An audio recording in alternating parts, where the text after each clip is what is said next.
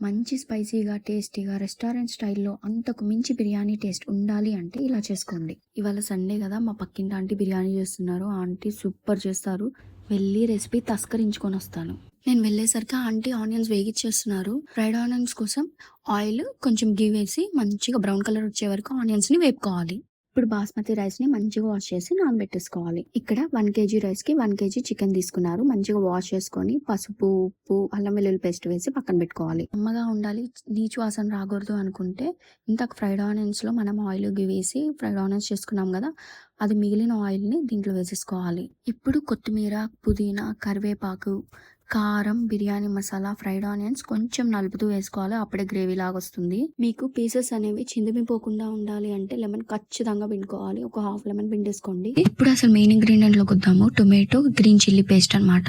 1 or 2 tomatoes తీసుకోండి చాలు, ఎక్కువ తీసుకోవద్దు. దీనివల్లే బిర్యానీ మసాలా స్పైసీగా ఉంటుంది, టేస్ట్ కూడా అదిరిపోతుంది. ఇప్పుడు కొంచెం పెరుగు వేసుకోవాలి. కొంచెమే వేసుకోండి, ఎక్కువ అయితే ముద్దగా అయిపోతుంది. అందరు ఇక్కడే మిస్టేక్ చేస్తారు, లీటర్ పెరుగు కుమ్మరిస్తారు. అవసరం లేదు, కొంచెం పెరుగు వేసుకుంటే సరిపోతుంది. కొంచెం కసూరి మెత్తి కూడా వేసుకొని బాగా కలుపుకొని లాస్ట్లో ఒకసారి సాల్ట్ చూసుకోండి సరిపోయిందో లేదో. ఇప్పుడు ఇది ఒక అరగంట పక్కన పెట్టేయాలి. ఇప్పుడు బిర్యానీ రైస్ కోసం కడాయి తీసుకొని వాటర్ పోసుకొని దాంట్లో సరిపడా ఉప్పు, నిమ్మకాయ పిండుకోవాలి.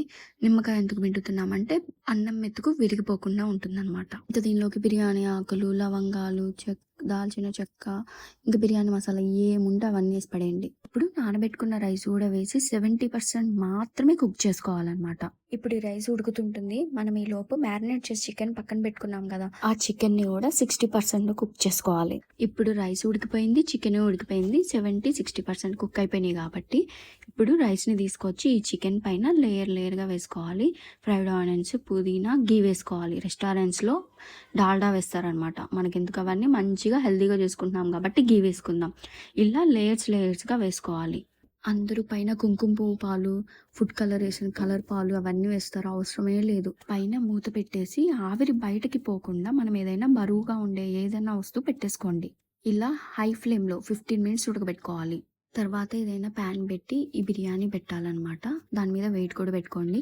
సిమ్లో పెట్టి ఒక 25 minutes అలాగా మంచిగా కుక్ చేసుకోండి. ఓపెన్ చేసి చూస్తే వేడి బిర్యానీ రెడీ. గాయ్స్, మీరు నమ్మరు, రెస్టారెంట్ కంటే చాలా బాగుంది టేస్ట్. ఖచ్చితంగా మీరు చేసుకొని వచ్చి కామెంట్స్లో చెప్పండి నాకు ఎలా వచ్చిందో కూడా. ఆంటీ బిర్యానీలోకి రైతా చేశారు, అదే పెరుగు చట్నీ చేశారు. వేడి బిర్యానీ, నిమ్మకాయ, ఆనియన్ పెట్టుకొని తింటే ఉంటుంది, అబ్బా. మరి ఈ సండే రోజు మీరు ఏం స్పెషల్ చేసుకున్నారో నాకు కామెంట్స్లో చెప్పండి. ఆంటీ చేసిన బిర్యానీ రెసిపీ నచ్చితే లైక్ చేయండి ఫస్ట్, తర్వాత ఫాలో చేయండి, సబ్స్క్రైబ్ కూడా చేసుకోండి. ఓకేనా? బాయ్.